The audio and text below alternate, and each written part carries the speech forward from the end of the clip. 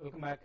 SGX Nifty 10 పాయింట్ల లాభంతో trade అవుతోంది 6310. సో నెగిటివ్ నుంచి పాజిటివ్ గా టర్న్ అయింది ఎస్జీఎక్స్ నిఫ్టీ. సో ఒక పాజిటివ్ ఓపెనింగ్ ను ఫ్లాట్ టు పాజిటివ్ ఓపెనింగ్ ను మార్కెట్స్ లో ఎక్స్పెక్ట్ చేయొచ్చు. నిన్న కూడా గమనించాం మనం, అమెరికన్ అధ్యక్షుడే బరాక్ ఒబామా భారత్ ను పొగడ్తల్లో ముంచెత్తిన తీరు, అలాగే భారత్ పొటెన్షియల్ ను రాబోయే కాలంలో గ్లోబల్ లీడర్ గా భారత్ ఎదిగే వైనాన్ని ఆయన మనకు వివరించారు. సో నార్మల్ గా స్టాక్ మార్కెట్స్ ఇటువంటి ట్రెండ్స్ ను ముందుగానే పసిగడతాయి. సో ఎఫ్ఐఎస్ లాస్ట్ 1 year నుంచి ఇండియన్ మార్కెట్స్ లో చాలా భారీగా ఇన్వెస్ట్ చేస్తూ వస్తున్నారు. ఎమర్జింగ్ మార్కెట్స్ లో ఇన్వెస్ట్ చేస్తున్నారు. అందులో భాగంగానే భారతీయ మార్కెట్స్ లో కూడా చాలా హ్యూజ్ ఫండ్స్ ఇన్వెస్ట్ చేస్తూ వస్తున్నారు. సో ఇండియన్ పొటెన్షియల్ ను ముందుగా గ్లోబల్ ఇన్వెస్టర్స్, ఆ తర్వాత స్వయంగా అమెరికన్ అధ్యక్షుడే ఇండియన్ మార్కెట్ కు వచ్చి మా సంస్థలకు ఆర్డర్స్ ఇవ్వండి అంటూ అడిగితే మన భారతీయ సంస్థలు 45,000 crore వర్త్ ఆర్డర్స్ ను అమెరికన్ సంస్థలకు ఇచ్చాయి. సో ఇది ఇండియన్ కార్పొరేట్స్ తడాకా ప్రస్తుతం. సో రాబోయే రోజుల్లో మరిన్ని పాజిటివ్ న్యూస్ వింటాం మనం. ఇంకా చాలా exciting periods are ahead.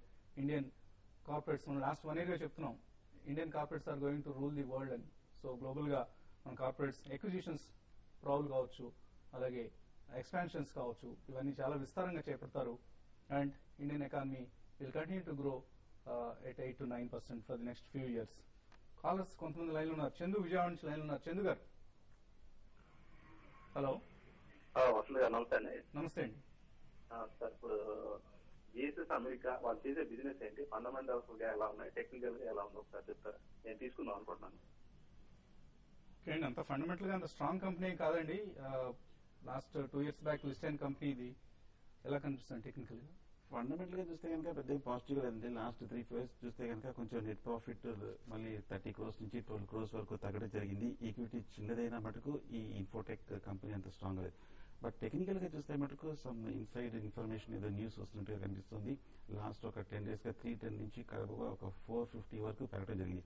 But బాగా స్పెక్యులేటివ్ యాక్టివిటీ ఉన్నట్టుంది. నా ఉద్దేశంలో మీరు కొనాలంటే కనుక డిప్ లో వచ్చి ఒక 350 వస్తే కానీ కొనక తప్పదు. బట్ ఫండమెంటల్ మటుకు ఇంత వాల్యుయేషన్స్ ఇంత రేట్ ని 450 సపోర్ట్ చేస్తుందా లేదని మటుకు సందేహకరమే.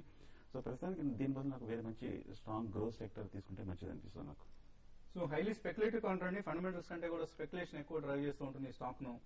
మీకు కొంత రిస్క్ తీసుకునే కెపాసిటీ ఉంటే తప్పకుండా బై చేయండి. Otherwise there are lot of fundamentally good mid cap IT stocks. So వాటిలోకి ఎంటర్ అయ్యే ప్రయత్నం చేయండి. నెక్స్ట్ కాలర్ మధు తిరుపతి నుంచి లైన్ ఉన్నారు. మధు గారు చెప్పండి. మధు గారు, సార్ యాక్చువల్లీ ప్రిఫరెన్స్ షేర్స్ లో ఇన్వెస్ట్మెంట్ చేయాలనుకున్నాము. ఎందులో అండి? ప్రిఫరెన్స్ షేర్స్ లో ఇన్వెస్ట్మెంట్ చేయాలనుకున్నాము. కిషోర్ సెక్యూరిటీస్ వాళ్ళు ఒరిస్సా బేస్డ్ కంపెనీలో ప్రిఫరెన్స్ షేర్స్ ఇస్తున్నారంట. ఏ కంపెనీ అండి ఇది? Kishore securities sir, SCASHORE, Kishore securities limited. వాళ్ళు ప్రిఫరెన్స్ షేర్స్ ఇష్యూ చేస్తున్నారు. 24% పర్ యానం అని చెప్పారు డివిడెండ్. ఓకే అండి. ఇది ఏపీలో 2 months లో స్టార్ట్ అయింది. ఆర్డర్ చేస్తుంది, బిజినెస్ చేస్తున్నామండి, ఇన్వెస్ట్ చేయండి అని చెప్పి అడిగారు అనమాట. నేను ఒక 3 lakhs ఇన్వెస్ట్ చేయాలనుకుంటున్నాను. దాని గురించి సజెస్ట్ ఎటువంటి రేటింగ్ ఉందండి? క్రెడిట్ రేటింగ్ ఏదైనా ఉందా ఈ కంపెనీకి? సార్ దీంట్లో వచ్చి ఆథరైజ్ క్యాపిటల్ వచ్చి 350 crores ఉంది. పేడప్ క్యాపిటల్ వచ్చి 249 crores ఉంది సార్. కాదండి, అది కాదు నేను అడుగుతుంది. క్రెడిట్ రేటింగ్ ఏదైనా ఉందా? క్రిసిల్ రేటింగ్ గానీ, ఇక్రా రేటింగ్ గానీ, కేర్ రేటింగ్ గానీ? షేర్ రేటింగ్ అంటే ఇంకా షేర్స్ లో లిస్ట్ కాలేదు సార్. అన్లిస్టెడ్ 2012 లో లిస్ట్ అవుతుంది చెప్పారు షేరు. సో సాధ్యమైనంత వరకు అవాయిడ్ చేయండి, ఇటువంటి కంపెనీస్ ఇన్వెస్ట్ చేయదండి. ఎందుకంటే 3 lakhs అంటే హ్యూజ్ మనీ. మీరు మార్కెట్ లో ఆల్రెడీ క్రెడెన్షియల్స్ ఎస్టాబ్లిష్ అయ్యి ఫండమెంటల్ స్ట్రాంగ్ గా ఉన్న కంపెనీస్ చాలా అందుబాటులో ఉన్నాయి. అఫ్ కోర్స్ ప్రిఫరెన్స్ షేర్స్ కి కొంతవరకు సెక్యూర్డ్ ఇన్వెస్ట్మెంట్ ఇది. అంటే కంపెనీ ఏదైనా దివాలా తీసే పరిస్థితిలో ముందుగా డెట్ హోల్డర్స్ కి ఇస్తారు ప్రిఫరెన్స్. ఆ తర్వాత ప్రిఫరెన్స్ షేర్ హోల్డర్స్ ఎవరైతే ఉన్నారో వాళ్లకు అమౌంట్ రీపే చేస్తారు. బట్ అక్కడ దాకా పరిస్థితి రాదనుకోండి, బట్ వచ్చినప్పటి పరిస్థితి అది. అండ్ ఈ కంపెనీ నేనైతే ఎప్పుడు వినలేదు, సీషోర్ సెక్యూరిటీస్ అనే కంపెనీని.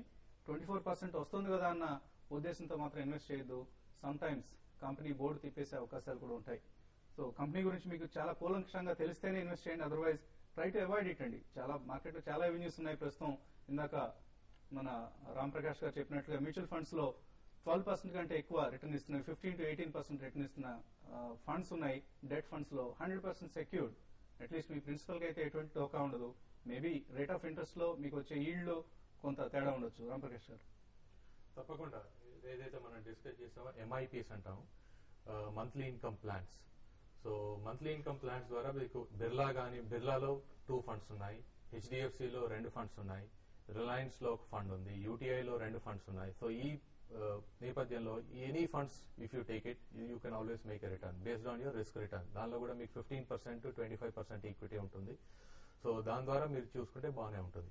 నేను అన్నట్టు again returns will be in the range of 8 to 12%. So మీకు సేఫ్టీ ఒకటి ఉంటుంది, కంటిన్యూస్ డివిడెండ్ పేయింగ్ ఉంటుంది.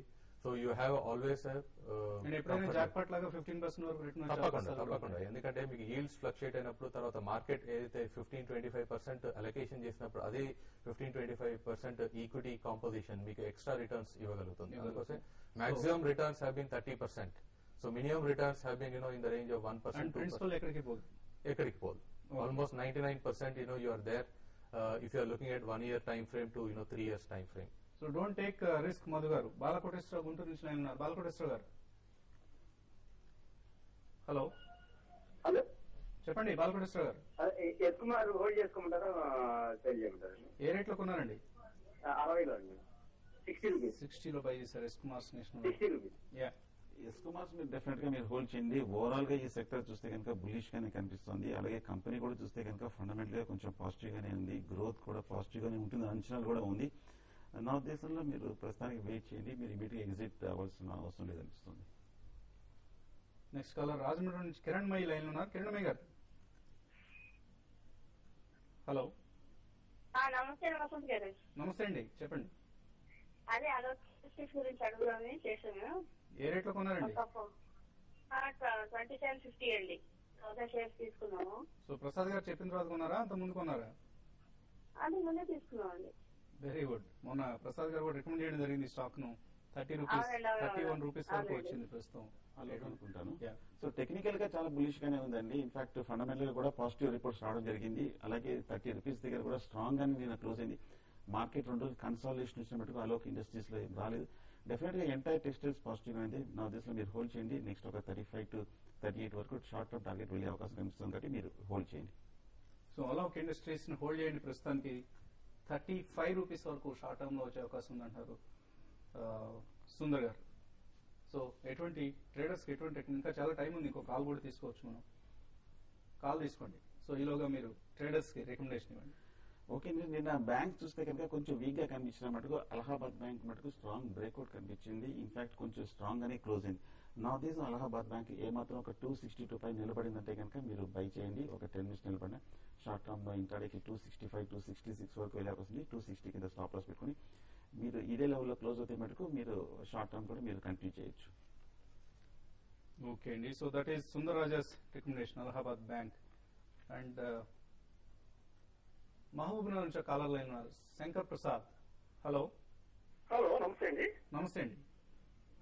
సార్ ఈ 5000 10 ఇయర్స్ పాటు మ్యూచువల్ ఫండ్ లో ఇన్వెస్ట్ చేద్దాం అనుకుంటున్నాను సార్. ఓకే అండి. నెలకు 5000 రూపాయల? అవును sir. Very good. Okay 2-3 funds చెప్తున్నారు సార్. రామప్రకాష్ గారు ఉన్నారు. ఎస్ ఎస్ షూర్ అండి. సో ఆయనకి ఈక్విటీ స్కీమ్స్ ను సజెస్ట్ చేయండి ఎస్ఐపి. ఫస్ట్లీ ఏదైతే డిసిషన్ తీసుకున్నారో 5000 పర్ మంత్ చేయడానికి, అది చాలా మంచి డిసిషన్. మీరు 5000 పర్ మంత్ ఇంటూ 3 ఫండ్సా లేకపోతే ఇంటూ 2 ఫండ్సా? ఒకవేళ మీరు తీసుకుంటే 2 ఫండ్స్ చాలా సరిపోతుంది. డైవర్సిఫైడ్ ఫండ్స్ ఏదైతే తీసుకుంటారో దానిలో మీరు హెచ్డిఎఫ్సి ఈక్విటీ ఫండ్ కానివ్వండి, తర్వాత టెంపుల్టన్ ఇండియా గ్రోత్ ఫండ్ కానివ్వండి, ఈ 2 డైవర్సిఫైడ్ ఫండ్స్ తీసుకోవచ్చు. అదే ఒకవేళ మీరు ఎక్కువ కొంచెం రిస్క్ తీసుకోవాలనుకుంటే మిడ్ క్యాప్ ఫండ్స్ లో ఎక్స్పోజర్ కూడా తీసుకోవచ్చు. ఒక 2000 కానివ్వండి, 2500 కానివ్వండి. రిలయన్స్ గ్రోత్ ఫండ్, ఈ 2 ఫండ్స్ ద్వారా 5000 per month next 10 years if you are investing, I think that's a good.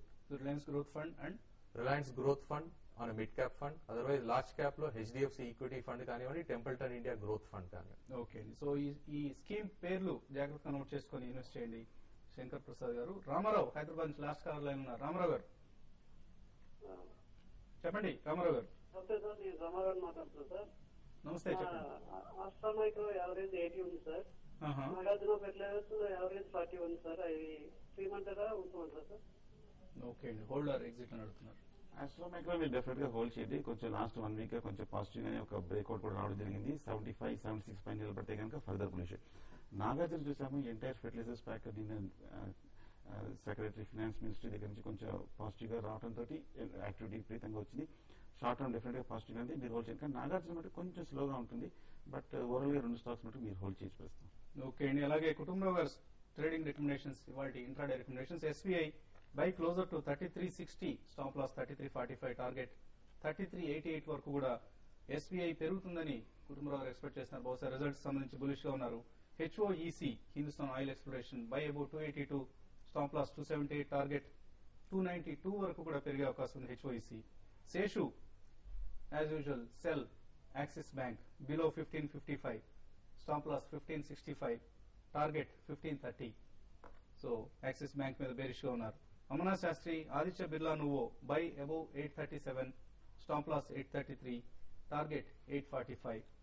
Bank of India sell below 505, stop loss 509, target 498 వరకు కూడా బ్యాంక్ ఆఫ్ ఇండియా తగ్గే అవకాశం ఉందంటున్నారు. డి ప్రసాద్ గారు రికమెండేషన్ ఆయన టెలిఫోన్ లైన్ లో రాలేకపోయారు. సో ఆయన రికమెండేషన్ పంపించడం జరిగింది. చెంబల్ ఫెర్టిలైజర్స్ బై చేయమన్నారు, రిపీట్ చేస్తున్నారు. లాస్ట్ టైం కూడా 85 లో చెంబల్ ఆయన రికమెండ్ చేయడం జరిగింది. ప్రస్తుతం బై అబోవ్ 101 అంటున్నారు.